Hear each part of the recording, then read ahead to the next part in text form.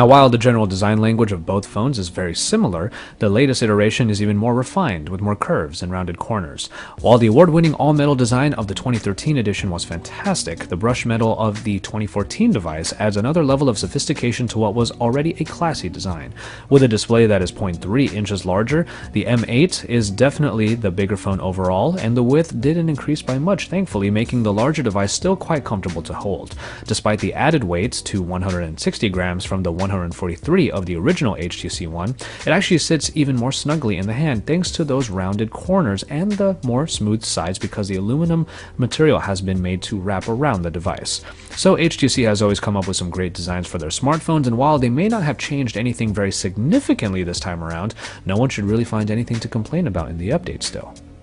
In the display, HTC has always been relatively conservative with their display sizes, as the original HTC One had a 4.7-inch screen when other companies were starting to release 5-inch flagships. But with the latest edition, the size does get bumped up to that 5-inch trope, but it is still smaller compared to some of the more recently announced flagships, as continuing the trend. The increased display size results in a drop in pixel density from 469 to 441 ppi, but no one should really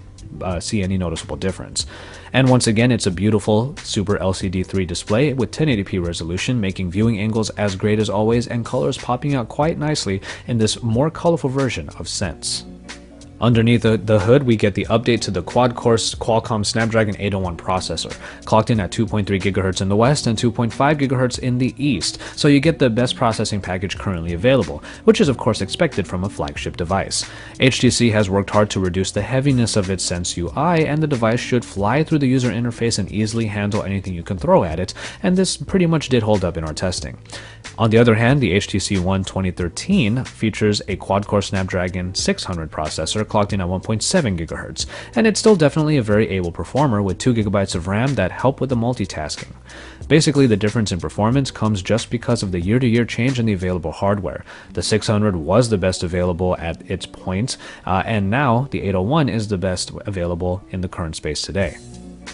In terms of hardware, the HTC One M7 of last year boasted specs very similar to the Samsung Galaxy S4 and arguably had the better design, but a lot of consumers mentioned their reasoning for choosing the latter was because of expandable storage availability, a feature that hasn't been available in an HTC flagship for a while. Luckily, that changes with this new version of the HTC One, as 16 or 32 GB options get the additional benefit of micro SD card support, which might be the tipping point in favor of the HTC One M8. The battery life has been bumped up from 2300 mAh to 2600 mAh,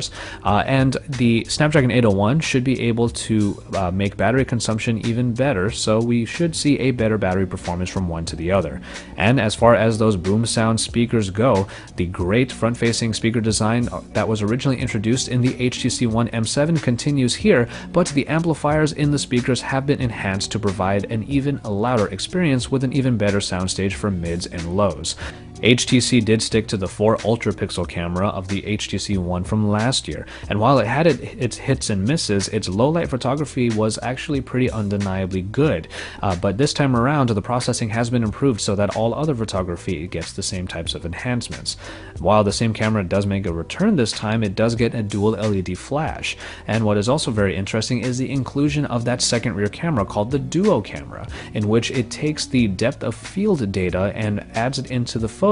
in a hardware solution that allows you to go into the picture and edit it in order to pick your focal points in a very easy way. Having a hardware solution this time around eliminates the need for the processing time that more software-based solutions use, and in our testing it was actually very nice to use and very easy, and is one of the real distinguishing features of the HTC One M8 camera. And if selfies are important to you, you do get an enhanced 5 megapixel sensor on the front with a 88-degree wide-angle lens. The camera app has also been very vastly improved, more opting for simplistic elegance rather than just a full-featured set. It is very easy to use, but if you delve into the settings a little bit more, you'll find that there are a lot of options for manual shooting.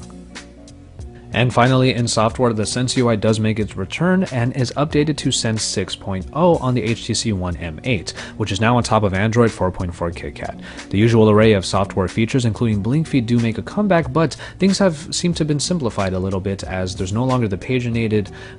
format of the original blink feed in the HTC One M7, and is now a more of a traditional scroll with a bunch of rectangles made for all of the consolidation of your social media applications and also of your news sources. As far as the aesthetics go, you do get that new power widgets underneath the notification dropdown, and also all of the icons seem to be about the same but are consolidated a little bit closer together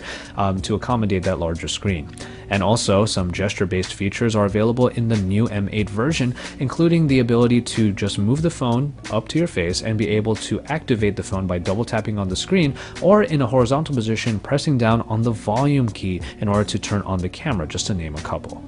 And so there you have it for this quick look at the HTC One M8 versus the HTC One M7 of last year.